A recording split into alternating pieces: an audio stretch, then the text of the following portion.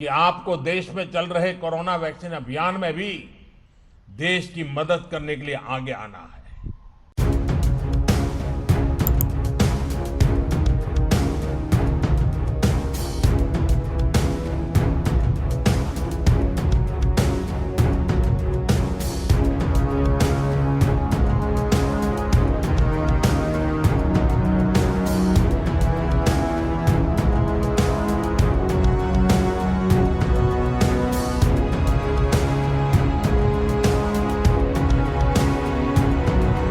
व्यवस्थाएं बनाने में मदद की।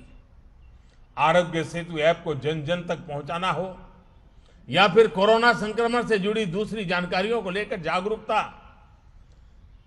आपने प्रशंसनीय काम किया है। कोरोना के इस काल में फिट इंडिया अभियान के माध्यम से फिटनेस के प्रति अवेयरनेस जगाने का आपका रोल महत्वपूर्ण रहा है। साथियों, जो आपने अभी तक किया उसको अब अगले चरण पर ले जाने का समय आ गया है।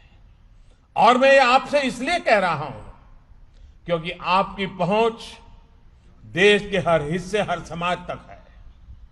मेरा आपसे आग्रह है कि आपको देश में चल रहे कोरोना वैक्सीन अभियान में भी देश की मदद करने के लिए आगे आना है।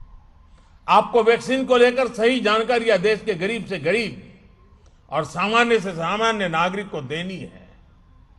कोरोना की वैक्सीन भारत में बनाकर भारत के वैज्ञानिकों ने अपना कर्तव्य बखूबी निभाया है।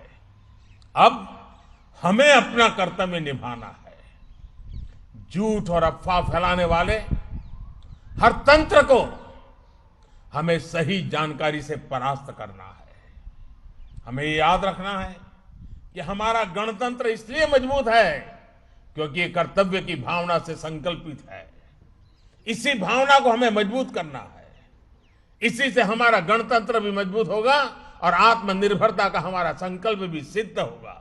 इस वर्ष गुरु तेग बहादुर जी का 400वां प्रकाश पर्व भी है और इसी वर्ष हम नेताजी सुभाष चंद्र बोस की 125वीं जन्म जयंती भी मना रहे हैं। अब देश ने यह तय किया है कि नेताजी के जन्मदिवस को हम पराक्रम दिवस के तौर पर मनाएंगे।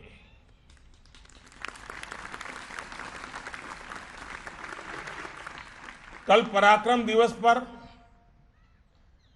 मैं उनकी कर्मभूमि कोलकाता में ही था।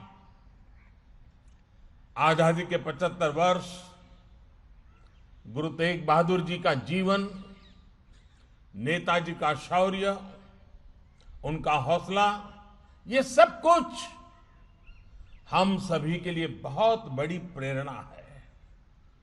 हमें देश की आजादी के लिए अपना सर्वस्व न्योछावर करने का अवसर नहीं मिला क्योंकि हम में से अधिकतम लोग आजादी के बाद पैदा हुए हैं, लेकिन सर्वस्व न्योछावर करने का मौका नहीं मिला। लेकिन हमें देश ने अपना सर्वश्रेष्ठ अर्पित करने का अवसर जरूर दिया है।